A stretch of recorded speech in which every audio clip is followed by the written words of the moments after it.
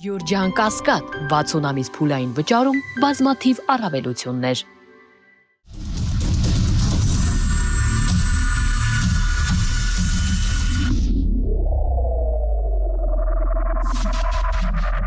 Բարի երեկո, Մեծաբի եթերում Մեծ Արենան է, ես Արթուր Հայրապետյանը, այսօր զրուցելու եմ Հայաստան դաշինքի համամասնական ցուցակի տեխնացու Արմենուհի Գյուրեղյանի հետ, բարի երեկո։ Շնորհակալ եմ հրավեր ընտրելու։ Տիկին Գյուրեղյան, քարոզարշավը սկսել է։ Մենք տեսնում ենք, որ բոլոր դաշինքները, կուսակցությունները մարզերից մարզ են գնում եւ այլն, դուք էլ իհարկե շատ ակտիվ եք եւ փորձում եք այն 5 տարիները, որոնք ազգային ժողովում գործունեություն եք ծավալել եւ այլն, փորձում եք նաեւ հաշվետու լինել, այսպես ասած, այն մարդկանց, ովքեր որ վաղը գնալու են եւ ձայն են տալու ցես։ Տիկին Գյուրեղյան, ես մի հատ այսպիսի հարց ունեմ։ Մենք ինչպես ենք կարողանալու այս ճակատագրական ընտրության ժամանակ քաղաքացուն համոզելու, որ տնից դուրս գա եւ գնա ընտրությունների։ Անկախ նրանից ինքը նեղացած անդիմությունից, նեղացած չի անդիմությունից, Փաշինյանը այն 8 տարիները, որը մեր բոլորի աչքի առաջ է, Արցախը ամբողջությամբ հանձնեց, այդ հանձնելու ընթացքում պատերազմներ, 3 պատերազմներ, զոհեր, ճակատագրեր, խեղված ճակատագրեր, բայց այդ ամենի մասին, երբ որ մարդիկ իրենց հարց են տալիս, իրենք ասում են, դե գիտեք, տատիկ ջան, ձեր թոշակը բարձրացել է, բա էլ ինչ ես ուզում, այդ 10,000 դրամ թոշակն են իրանք միշտ առաջ գցում, եւ չհաշված այն բսկտված քարտեզը, որը իրենց կրծքին ամրացրել են եւ ժողովրդին փորձում են հրանցնել, մենք չգիտենք այդ քարտեզի մեջ ինչ կա, չկա, Եվ հետո քիչ-քիչ կանդրադառնանք։ Լավ, շատ շնորհակալություն, շատ կարևոր հարցեր, այսպես մի շարք կարևոր հարցեր են, ես փորձեմ հերթով հարթ պատասխանել։ Իսկապես, որ ամենակարևոր ու գլխավոր հարցը, որ դուք հենց առաջինը առաջ քաշեցիք, ինչպես համոզենք, որ մարդիկ դուրս գան այդ անվստահության մթնոլորտից, ովքեր չեն հավատում ընտրություններով իշխանություն փոխելուն եւ նրանց համոզենք, որ իրենք մասնակցեն ընտրությանը։ Նախ պետք է այո, կարևորենք մասնակցությունը եւ բացատրենք յուրաքանչյուր մեր քաղաքացու, իսկ նրանց մեծամասնությունը ուզեն թե չուզեն փաշինյանական նիկոլիզմով տառապողները, իրենք էլ են ընկալում, որ մեծամասնությունը հանրության չի վստահում իշխանություններին եւ չի գնում ընտրությունների,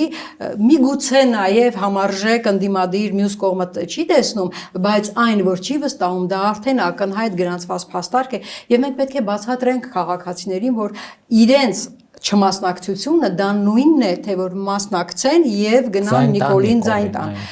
Իրենց Նիկոլը հենց դրանց եւ նա միշտ ջահել է հենց այդ մոտեցումից։ Նա միշտ ջահել է եւ ես մի անգամ նույնիսկ ազգային ժողովում այդ թվային օրինակներ վերեցի։ Տեսեք, եթե 1 միլիոն մարդ է մասնակցում, Նիկոլ Փաշինյանը, նիկոլիզմը ԿՊ-ն ունի իր ստանդարտ, ասենք թե 400,000 ձայնը, ասենք թե։ Ընդ որում այդքան էլ միգուցե չլինի, որտեղ ինքը այդ լավագույն իր պիկը ձայների 680,000 էր կարծեմ։ Հիմա տասը պատկերացրեք 680,000-ը իջել է մինչև 400,000։ Ենթադրենք 400,000։ Երբ մասնակցում է ընտրություններին 1 միլիոն մարդ եւ 400,000-ը տալիս են ձայներ ԿՊ-ին, իսկ նրա 400,000 ԿՊ-ական ձայները անպայման մասնակցելու են եւ անպայման տալու են ԿՊ-ին ձայն։ Ստացվում է, որ 1 միլիոնի մեջ իրենք 40% մանդատ են հավաքում, իսկ մեր ազգային ժողովը նվազագույնը 101, այսինքն 40 մանդատ ստանում է 40%-ով։ Բայց եթե մասնակցում է 1 ու 2 կամ ասենք լավ 800,000 մարդ, 1 միլիոն չի մասնակցում, այդ դեպքում 800,000-ի մեջ այդ 400,000 նույն ԿՊ-ական 400,000 արդեն ստանում է 50% քվե, այսինքն ստանում է 50 մանդատ։ Տեսեք, 200,000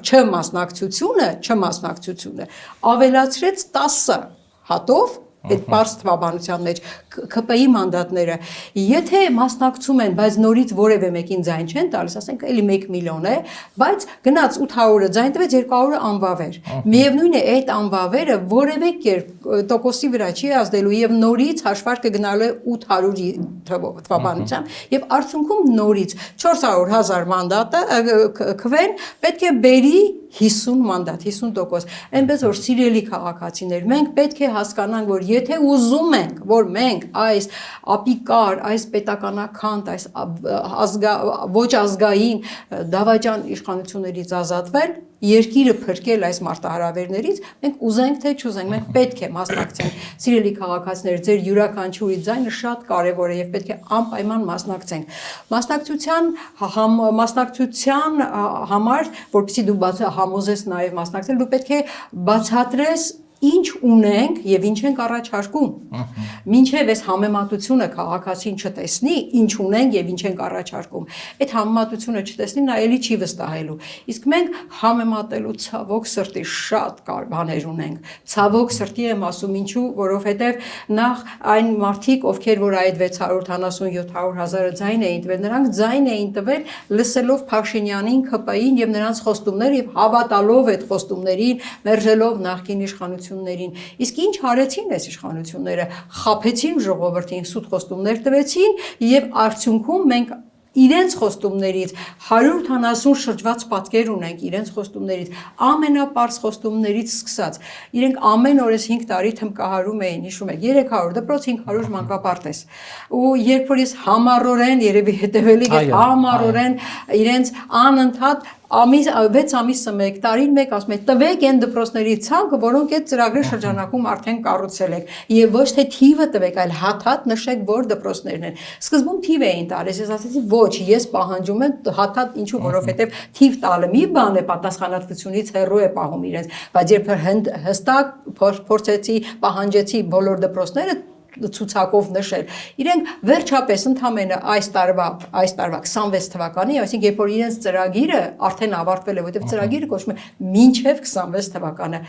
102 դպրոց։ Ընդ որում այդ 102 դպրոցի ցանկը որ տվել են, շատ հետաքրքիր փաստ տեսա ես այդ 102 դպրոցների ցանկում։ Այնտեղ ներառված էին նաև այնպիսի դպրոցներ, որոնք 15 թվականի կառավարության սեյսմիկ անվտանգության ապահովման շրջանակներում դպրոցները արդեն նախատեսվել էին վերականգնվել, վերանորոգել, հիմնանորոգել կամ վերակառուցել եւ մի 20-ից ավելի դպրոցներ միայն այդ 15 թվականից սկսված ծրագրի մեջ ներառված են եղել եւ իրենք կոവിഡ്ից ու պատերազմից հետո ընդհանրապես այդ կոսմետիկ ավարտուն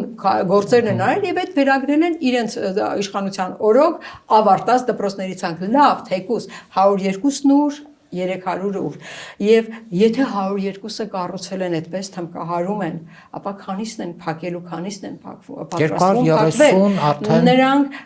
այսպես գիտեք ոնց ասեմ խոճուճ այսպես գեղեցիկ բառերի շրջանակներ անվանման ծրագիր են կյանքի կոչել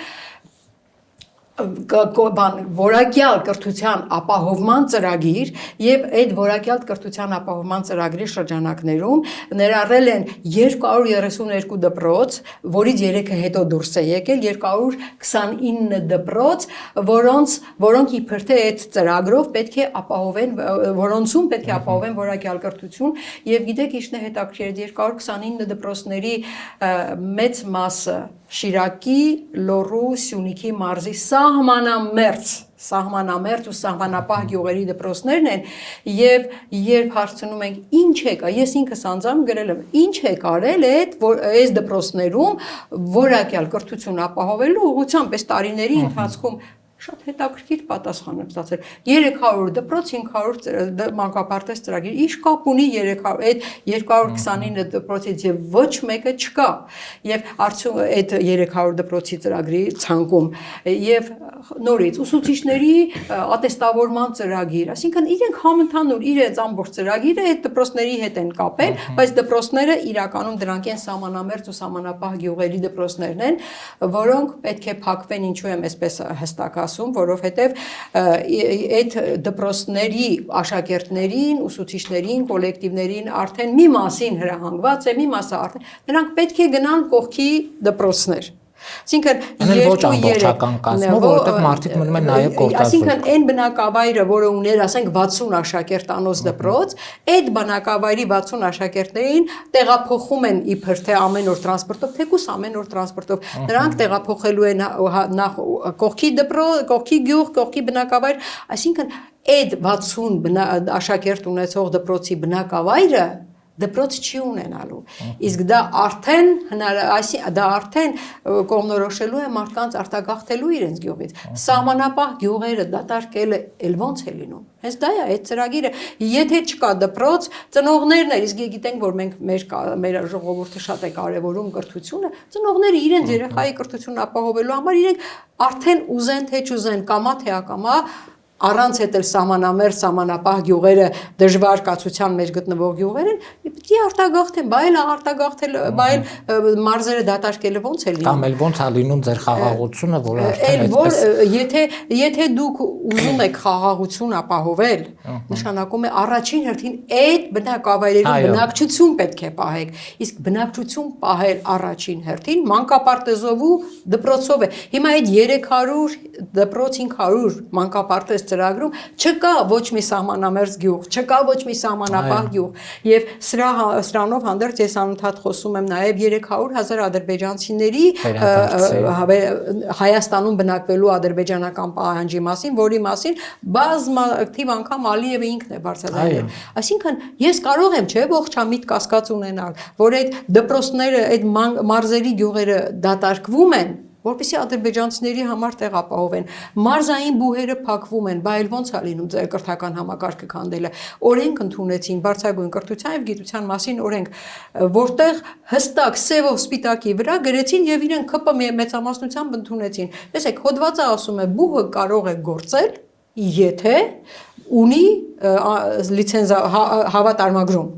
Հաջորդ մի քանի էջ հետո եկող ուրիշ հոդվածում, այսպես իրար հետևից չեն գրում, էլի, որ մարդիկ հանկարծ չկարողանան, իբր թե մարդկանց տրամաբանությունը այդքան չի երիքում, էլի, մի քանի տարբեր էջերում գրված հոդվածներ իրար կպցնել։ Ուրեմն, որպեսզի հավատարմագրում ստանա, բուհը պետք է ապահովի սահմանային քանակությամբ օրենքով պահանջվող ուսանողների թիվ, իսկ սահմանային քանակությունը օրենքում սահմանվել է 4000 ուսանող։ Հիմա մեր Հայաստանում ոչ մի մարզային բուհ 4000 ուսանող չունի։ Եվ մի քիչ հետո այդ հարցադրումը ես անընդհատ դրեցի, իրենք նախագծի մեջ, իրենք այսպիսի կետ էին ավելացրել, որ եթե առաջին 3 տարում բուհը զրկվում է լիցենզիայից այն ժամանակ, եթե առաջին 3 տարում չի ապահովում սահմանայինի գոնե կեսը, այսինքն 2000 եւ ավելին, բայց էլի եմ կրկնում, ոչ միայն 4000, Հայաստանի ոչ մի մարզային բուհ 2000 եւ ավել ուսանող չունի։ Ուրեմն 3 տարի հետո այդ բոլոր բուհերը պետք է լիցենզիայի զրկվեն, ասել է թե պիտի փակվեն։ Բա մարզային բուհերը փակելը ոնց է լինում։ Հոչեին գրելու մենք մարզային բուհերը փակելու են։ Հիմա մենք ինչ ենք առաջարկում մենք մեր դրա դիմաց, դա այն է ինչ որ ունենք եւ դա այն ծրագիրն է, որոնք իրենք եկել ու եկած օրվանից այսպես համառորեն իրականացնում են։ Մենք առաջարկում ենք առաջին հերթին նախ բարձրագույն կրթությունը պետք է դառնա անվճար։ Շատ են հարցնում, բա ունեք այդ հնարավորությունը։ Այդ ինչի իրենք ակադեմիական քաղաքի համար այդպիսի հնարավորություն պատկերացնում են, որ ունեն, ոչ օդուն կախված չէ, արդեն փակել են այդ թեման։ Իրենց գլխավոր խնդիրը այն է, որ մարզային բուհերը փակելու հիմնավորման տակ իրենք ասում են, հա, մենք մարզի երիտասարդներին վերելու ենք ակադեմիական քաղաքում սովորելու եւ այստեղ գրված է իրենց ծրագրում, հա, ստեղծված է ակադեմիական քաղաքը 2030 թվականին։ Եթե դուք բանասեր եք, ինձ թվում է նաեւ համենայն դեպս բանասիրության հետ հաստատ կապ կունենաք, ինչ է նշանակում ստեղծված է։ Ես մաթեմատիկ եմ, բայց մի քիչ հեռու չեմ, էլի բանասիրությունից ու լեզվա մտածողությունը ինձ համար օտար չի։ Ստեղծված է 30 թվականին, դա նշանակում է պետք է մենք 30 թվականին փաստացիորեն ունենայինք ակադեմիական քաղաքը գործող։ Ասում եմ Տիկին Անդրեասյան, դուք գրել եք ստեղծված է 30 թվականին, իսկ այն գերմանացի կազմակերպության ներկայացուցիչը, որի հետ դուք պայմանագիր եք ընկել նախագիծ շինարարություն իրականացնելու, ներկայացուցիչն ասում է, դուք լավագույն դեպքում կունենաք 30 տարի հետո։ Երկուսդ էլ 30 եք հնչեցնում, բայց նա 30 տարի հետո դու 30 թվականին այդ որը դեք ճիշտ, մեկը խափում եք մեզ։ Ասում է, Տիկին Գյուրեղյան, դուք ստուգաբանությունը սխալ եք հասկացել ստեղծված է բառի։ Այսինքն ես չգիտեմ այդ ինչն այլ, բայց ինչի դանք առաջ քաշեցին, որովհետև իրենց պետք էր հանրությանը համոզել, որ տեսեք, մենք մարզային բուհերը, քանի որ որակյալ կրթություն չեն ապահովում, մենք որակյալ կրթություն ենք ապահովելու ակադեմիական քաղաքում եւ ձեր երիտասարդները գալու են ակադեմիական քաղաքում սովորելու։ Օրենքը ընդունեցին առանց որևէ աղմուկի, որևէ ինչ որ բարձրաձայն բողոքների եւ հիմա արդեն կառավարությունը որոշում է կայացրել ակադեմիական քաղաքի աշխատանքները սառեցնել, հետաձգել միայն սկսել 34 թվականից։ Բայց ասեմ, որ ես պահանջել եմ նաև, դե ես ունեմ նաև այդ հետևողականության բնավորությունը, պահանջել եմ ինչքան գումար եք ծախսել մինչև հիմա ակադեմիական քաղաքի ծրագրի շրջանակներում եւ ինչի համար եք իրական։ Ես պահանջել եմ մինչև հիմա։ Իրենք խուսափել են մինչև հիմա ծախսերը ներկայացնելուց, ես հաջորդ նամակը պիտի գրեմ պահանջեմ, միայն 25 թվականին ուրեմն 144 միլիոն արդեն ծախսել են ակադեմիական քաղաքի ծրագրի շրջանակներում եւ դրանից 100 միլիոնին մոտ աշխատավարձ։ Այսինքն, բայց ինչ ա արվել։ Ինչ ա արել այդ աշխատավարձը շոշափելի գործուղումներ, քայլերը գրած են, գործուղումներ, սեմինարներ են կազմակերպել, քննարկել են ինչ-որ նախ, այդ ասենք տարբեր կազմակերպությունների հետ հրավիրել են, մասնագիտական քննարկումներ։ Միայն 25 թվականին, մինչև 25, իսկ այդ ծրագիրը 23 թվականից է սկսվել։ Այսինքն միայն 25 թվականից դուք տարեկան 145 միլիոն ծախսել եք գործուղումների, քննարկումների, չգիտեմ ինչերի վրա։ Ու հիմա ասում եք ամեն ինչ թողնելու են 34 թվականից հետո, բա էլ բյուջեն հենց այնպես ծախսելը ո՞նց է լինում։ Սա է, եթե այդքան փող ունեիք, այդքան փողը ներդնեիք մարզային բուհերի վերակառուցման վրա, որակյալ կրթություն ապահովելու վրա։ Մարզային բուհերում պրոֆեսորադասախոսական կազմի աշխատավարձը շատ ցածր է։ Բարձրացնեիք աշխատավարձը, շահագրգռեիք, որ իրենք ասում են մանկավարժ այսպես ես դասավանդում եմ Վանաձորի պետական համալսարանում, ֆիզմատ գիտությունների թեկնածու եմ, դոցենտ եմ, իրենց թեթև ձեռամբ այլևս արդեն սեպտեմբերից դոկտոր եմ եւ իմ աշխատավարձը դոկտոր չէ, դեռ չեմ համարում ես դոկտոր, գիտությունների թեկնածու, դոցենտ։ Ես քանի որ նաև падգամավոր եմ, ես կես դրույքով եմ, իրավունք ունեմ դասավանդելու, կես դրույքի համար ես ստանում եմ 83,000 դրամ։ Այսինքն գիտությունների թեկնածու դոցենտը ստանում եմ մեկ դրույքով 167,000 դրամ, 166 ու ինչ որ մի քանի։ Հասկանում եք, եւ դուք 167,000 դրամով ուզում եք որակյալ կրթություն ապահովել։ Եթե այդքան փողն ունեիք, այդ գրասենյակը ակադեմիական քաղաքի պահելու փոխարեն այդ գումարը ներդնեիք պրոֆեսորադասախոսական կազմի աշխատավարձը բարձրացնեիք, որպեսզի երիտասարդը ձգտում ունենար բուհում դասավանդելու։ Այսօր ծերացել է այդ ակադեմիական կազմը պրոֆեսորադասախոսական 8 միլիարդ պարկ են կուտակել, այդ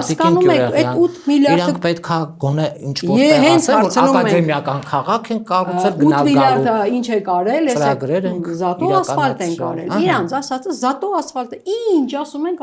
իրանց 10,000 դրամ թոշակ են ավելացրել։ Իրանց թվում է, չէ, այդ 8 միլիարդը մինչև 10,000 դրամ ավելացելն էր։ Այսինքն այդ 10,000-ը որտեղից ավելացել, այդպես է չիմացանք։ Այդ որ բյուջեից է, դրսի Ամեն դեպքում մենք 25 թվականի վերջին, երբ որ քննարկեցինք եւ հաստատեցինք 26 թվականի բյուջեն, դա չկար։ Այդ նշանակում է, այո, հիմա իրանք ասում են մենք այդքան հարկեր ենք ավելացրել, հա, մենք այսքան հարկեր ենք հավաքել, հարկերի հավաքագրումը ավելացել է եւ մենք արդեն զգացինք, որ կարող ենք։ Այսինքն դուք այնքան թվաբանությունից հեռու էիք, որ դեկտեմբերի վերջում չէիք հասկանում, չէ՞ որ դուք ամեն օր ասում եք աշխատատեղեր ենք ավելացրել եւ այլ, բա դուք այդ հաշվարկը չէիք կարողանում անել, որ բյուջեի մեջ գրեիք, որ այ հարկահավաքության աճի արդյունքում մենք ապրիլից պետք է թոշակ բարձրացնենք։ Այդ ինչի չկարողացաք, պարզապես սա ընտրակաշարք էր, որ իրենք տվեցին։ Այո, բայց ասում եք նաև ինչ են անելու այդ ավելացրած թոշակը, թոշակառուն կարող է ծախսել։ Մից ասում էին, ինչ են ասելու, այդ 10,000 դրամը ինչ անելու, հետո էլ 63-64 տարեկան ինչ թոշակառու է, թող գնա զբաղվի բիզնեսով, հետո ասեցին գնացեք Լեռնակա հանգստացեք, եկեք Էժան Տոմսեր ենք ճարել, իբր թե այդ Էժան Տոմսը ինքը իր գրպանից է տալիս։ Էլի հարկի հաշվին վիզայրի, չգիտեմ, այդ վիզայրը ինչա դրանց սուբսիդավորում է այդ Տոմսերը, չէ։ Դե դուք դրա մասին անդադ խոսում եք ԱԺ-ում դրա համար եք քուշեք իրանց կոպորտի։ Տիկին Գյուրեղյան, ես նաև ուզում եմ անդրադառնանք շատ կարևոր թեմաներ, որովհետեւ կարողանանք բոլոր հարցերին պատասխանել։ Դուք այս 5 տարիների ընթացքում մենք բոլորս տեսանք, որ զուր տարիներ էին, հա, մենք չկարողացանք Նիկոլին հեռացնել։ Փողոցի միջոցով չկարողացանք, ԱԺ-ի միջոցով չկարողացանք։ Հիմա սա կոնկրետ ճակատագրական ընտրություն է, լինել չլինելու ընտրություն է։ Մենք գոնե այս ընտրությունների միջոցով սրանցից եթե կարողանանք ազատվել, փողոցի միջոցը պետքա լինելու, որտեղ մենք գիտենք Նիկոլին, չէ՞, Նիկոլը ուղղակիորեն չի հեռանալու։ Շատ լավ հարց եք տալիս։ Նախ ես շատ լավ հարց եք տալիս։ Տեսեք, մի բան որ ասենք, չասենք որ 5 տարիները մենք ԱԺ-ում զուր ենք անցկացրել։ Մենք այսօր արդեն մենք մեր մասնակցությամբ մաշեցրել ենք Նիկոլին ու նիկոլիզմին ու ՔՊ-ին, որովհետև մենք ամեն քայլափոխին, ամեն նրանց արարքը բացահայտել ենք, իրական կողմը ցույց ենք տվել իրենց ծրագրի էության։ Իսկ այն որ մենք չենք կարողացել իշխանություն փոխել իշխանությունը, որովհետև մենք ցավոք սրտի չստացանք այնքան մանդատներ, որով հնարավորություն ունենայինք այդ գործընթացը կյանքի կոչելու, բայց մենք մեր մանդատները ես համոզված եմ, որ օգտագործել ենք հնարավորինս ամենալավ կերպով, հնարավորինս օգտագործել ենք նիկոլիզմի տեսակը բացահայտելու համար։ Նիկոլի ծրագիրը պետությունը մեր երկիրը թուրք-ադրբեջանական տանդեմին հանձնելու ծրագիրը բացահայտելու համար նրանք այսօր խոսում են խաղաղության մասին։ Ինչ է ասում Նիկոլը, ասում է եթե ես չվերընտրվեմ 100%, եթե սահմանադրական մեծամասնություն չստանամ, ապա պատերազմ է լինելու։ Այսինքն գիտեք ինչ, դա բացահայտում է նորից մի նոր բան։ Իրենք եկան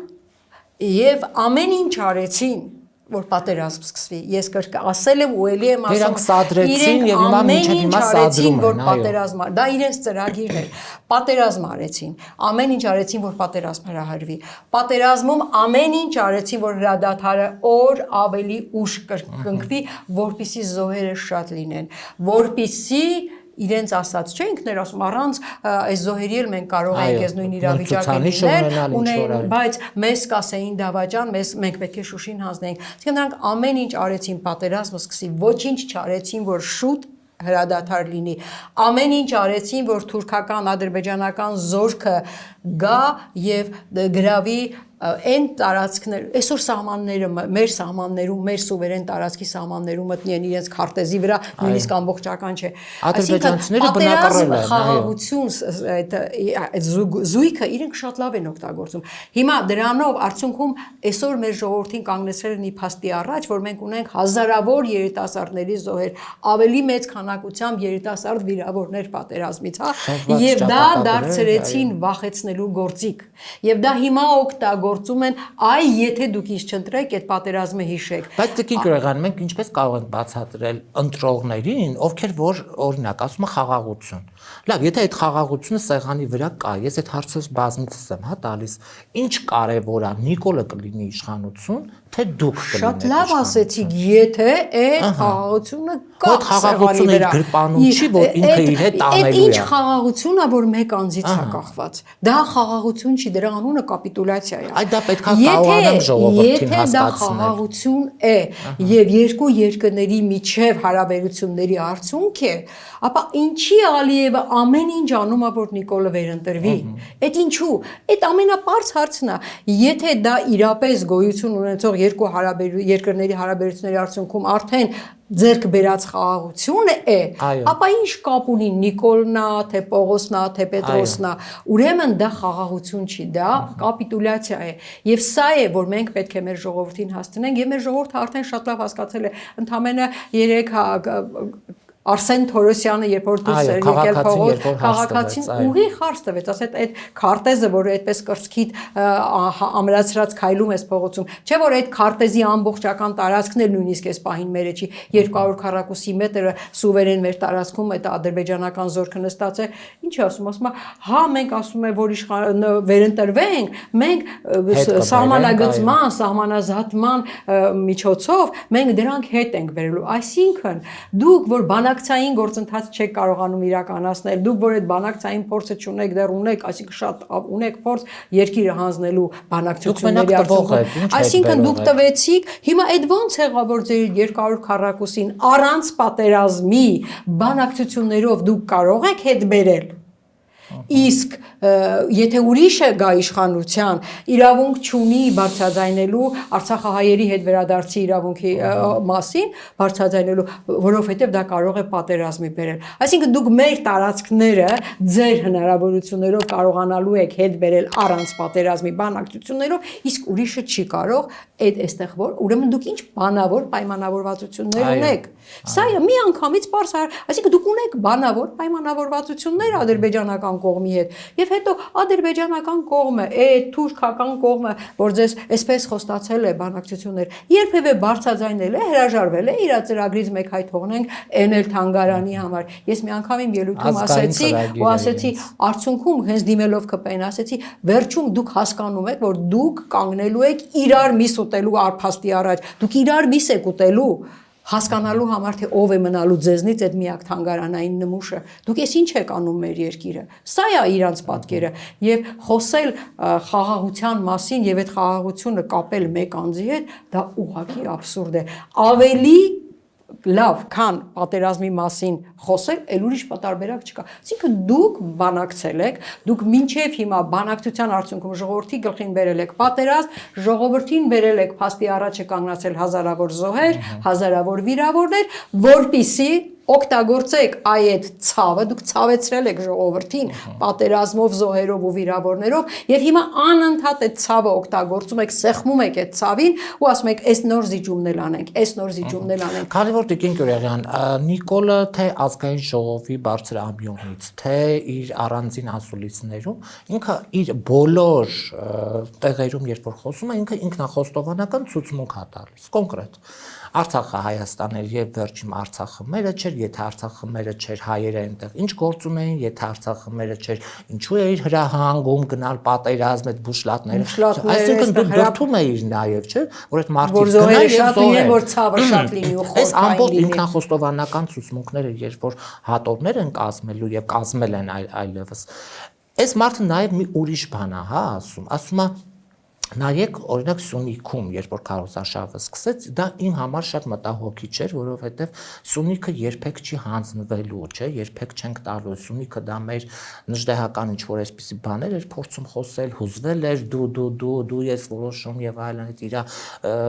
լպիրշ պահվածքը նաեւ այն ով իր հետ համաձայն չի, ուրեմն քաղաքացի չի, ժողովուրդ չի եւ այլն եւ այլն։ Ինչու քարոզարշավը սկսեց Սյունիքից։ Արդյոք Սյունիքը ունենալու նույն Շուշիի ճակատագիրը դժբախտ եւ դժգոհ։ Գիտեք ինչ, ես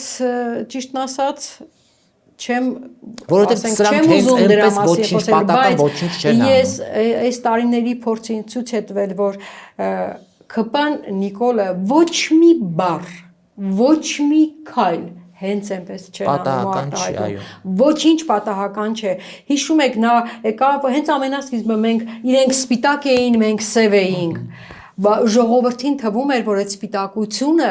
մաքրություն է, ոչ, սպիտակությունը հանձնվելու սպիտակ դրոշն էր։ Ինքը միշտ ասում է եւ հետո ասում է ես դա ի նկատի չունեի, ես դա չէի ասում։ Դա այո, նրա ամեն մի խոսքի տակ մենք պետք է ուղիղը չհասկանանք, պետք է հասկանանք դրա տակ ինչ կա։ Եվ ես իսկապես վախենում եմ, որ Աստված մի արասցե, եթե սրանք վերընտրվեն, ուրեմն մենք Սյունիքն էլ ենք կորցնելու մեկընդմիշտ, որովհետեւ այլ բան հնարավոր չի ասել։ Իսկ ով ասել, որ հնարավոր, ով է ասել, որ այո, իրանք էլ անում են։ Իրանք ինչ ասեն, հա, տրիպեր, հա, Թրամփի ծրագիրեր։ Իսկ ով է ասել, որ վաղը մյուս օրը այն կազմակերպությունը ամերիկյան, որը իբր թե վերահսկելու է այդ ճանապարհը, վաղը չի վաճառելու թուրքական որևէ ընկերության, որը որ պետք է գա ուտեղ, բայց հետո էլ ասի, գիտեք, ինձ այս Քանքարակուսի ճանապարհը քիչ է, մի քիչ ավելի լայն, մի քիչ ավելի լայն, ով է ասել։ Չէ՞ որ Ալիևը արդեն ասում է 300,000 ադրբեջանցին գալու է, քիչ է, դուք պետք է ապահովեք նաև նրանց անվտանգությունը, իսկ անվտանգության համար պետք է անպայման երրորդ անկախ կողմի ներկայացուցիչ։ Պարզ չի Ադրբեջանի համար երրորդ կողմով է լինելու, պարզ չի որ թուրքական կողմն է լինելու։ Այսինքն նրանք արդեն հստակեցնում են 300,000 ադրբեջանցու համար թուրքական զորքի արկայություն Հայաստանում, ադրբեջանական զինվորի անվտանգություն ապահովելու համար արկայություն, այդ նույնն էլ է Սյունիքում լինելու։ Սյունիքում լինելու այդ ճանապարհը, այդ միջանցքը, չգիտեմ ինչ ուզում են ասեն, իբր թե պահելու համար։ Սա շատ լուրջ ուղերձ է մեր հանրությանը, որպեսզի իրենք ուշադիր լինեն ընտրության ժամանակ եւ ճիշտ գնահատեն այս մարդուն իր արտահայտությունները եւ այս այն մարդիկ, ովքեր դեռևս կուրորեն հավատում են, մի հատ իրենց սթափեցնեն, կողմնորոշվածներն հասկանան, կողմնորոշվածները հասկանան, որ պետք է կողմնորոշվել եւ դեմ քվեարկել եւ պետք է անպայման քվեարկել։ Եվ ամփոփելով մեր զրույցը Տիկին Գյուրեղյան նաեւ վերջում, հա, եթե այնպես ստացվեց, որ իհարկե Աստված ոչ անի, Նիկոլը կրկին ընտրվեց եւ ընդդիմությունը, չգիտեմ, քանի մանդատով կլինի, թե ոնց կլինի, չգիտեմ, բայց որոշեց ընդդիմությունն էլ մանդատը կրկին վերցնել, գնալ նորից ԱԺ։ Դուք շատ լավ գիտեք, այս 5 տարիների ընթացքում Նիկոլի մոտ ընդդիմություն լինելը դա ինչ ոչ պատվաբեր նույնիսկ ձեր մասնագիտությունը, ձեր անցած փորձը, նույնիսկ չեք կարողանում, հա, այնտեղ ինչ որ բան ասել եւ դա անհեթեթ պատասխանով ձեզ չփորձեն, հա, եւ վարկաբեկել, եւ վիրավորել, եւ բոլոր անհնար եւ չգիտեմ նույնիսկ ինչպես արտահայտվել, որովհետեւ դա նույնիսկ անամոթության վերջն է, հա, այս ԱԺ-ն եղել։ Ընդդիմությանը որևէ ոչ տեղ տալ եւ մարդկանց վիրավորել թե անձնապես եւ այլն։ Հիմա ինչ ենք անելու, ընդդիմությունը կրկին վերցնելու մանդատները գնալ։ Այդ եթեները հանենք մեր տրամադրությունից ու մեր մտադրությունից ու մեր մտքից։ Մենք պետք է այո այդ դրական հաղթանակի նիկոլիզմին հեռացնելու, Նիկոլին հեռացնելու տրամադրություն եւ այդ տրամադրությունը հաղորդենք մեր ժողովրդին։ Երբեք չպետք է մտածենք բավոր եթե, ոչ, չի լինելու դա։ Ես հավատում եմ մեր ժողովրդի հավաքական մտքին, ես հավատում եմ մեր ժողովրդի հավաքական տրամաբանությանը, ես համոզված եմ եւ հարցումներն են դա ցույց տալիս։ Ձեզ թվում է այս Նիկոլի այս հիստերիաները, այս ակարը ինչից են, որովհետեւ ինքը մեզնից շատ լավ գիտի այդ հարցումների արդյունքները։ Ինքը շատ լավ տեսնում է այդ արդյունքները։ Ինքը տեսնում է, չէ, իր գլխին ջուր են լցնում, իր չգիտեմ, իր արդեն եթե առաջ ուղակի շրջվում էին, հիմա ուղիղ կանգնում հարցեր են տալիս, որին ինքը պատասխան չունի։ Այն վախերը, որ տրամադրել է եւ սահմանել է, իրենք չեն վախենում, այո։ Գիտի, եւ մենք երբեք չպետք է մտածենք, որ Նիկոլը մնալու։ Ինքը լավագույն դեպքում, իր համար լավագույն դեպքում պետք է ընդդիմություն լինի, եթե որոշակի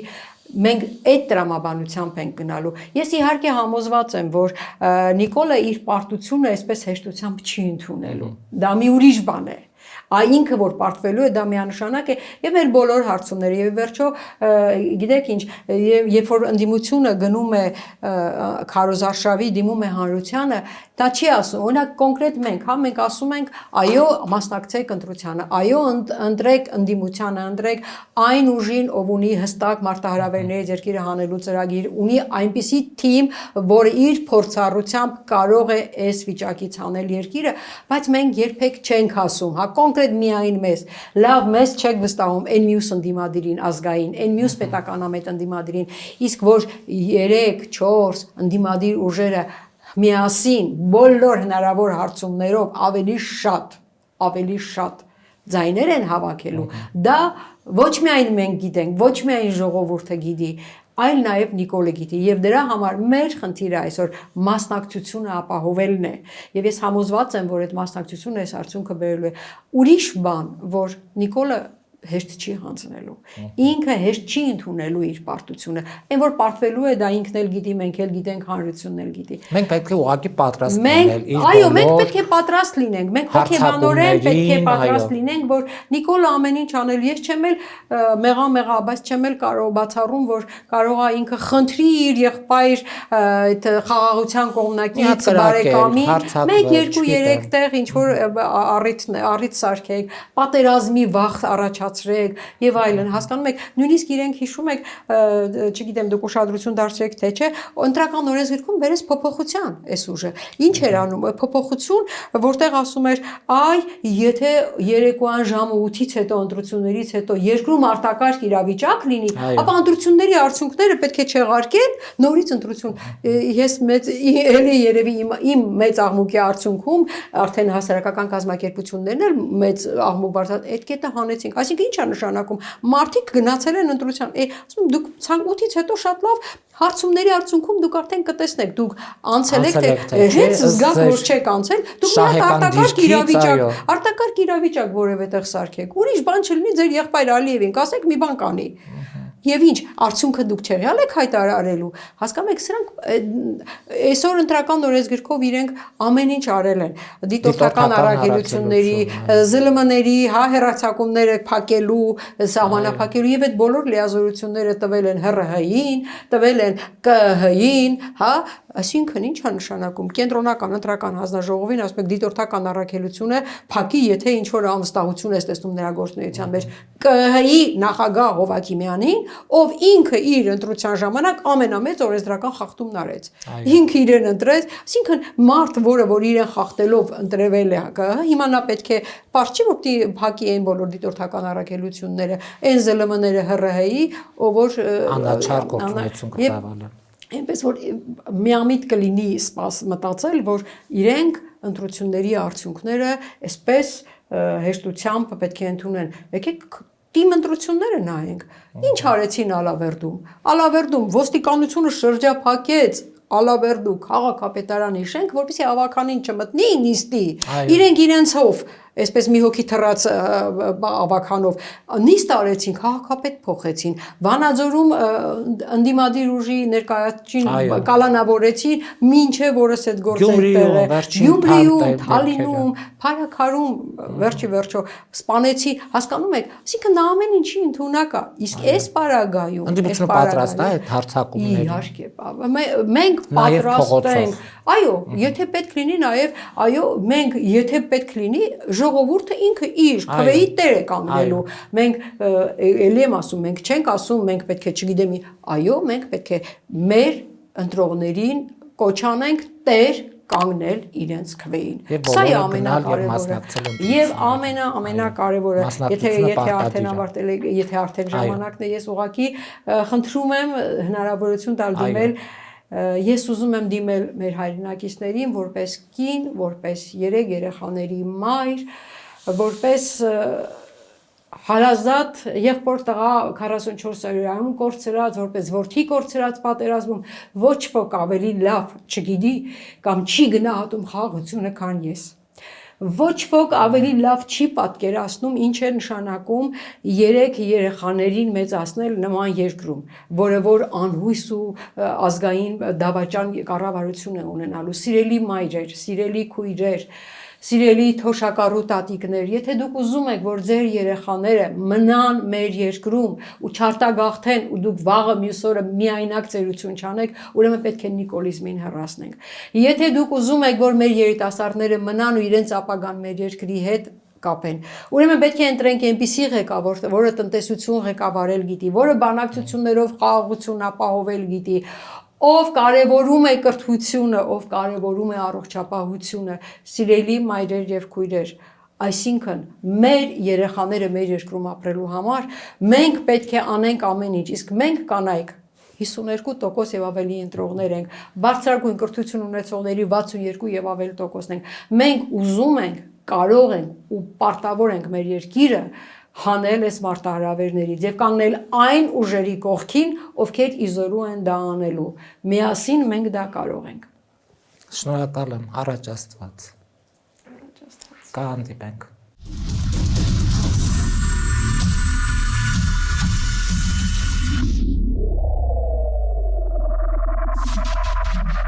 Յուրջան Կասկադ 60 ամիս փուլային վճարում բազմաթիվ առավելություններ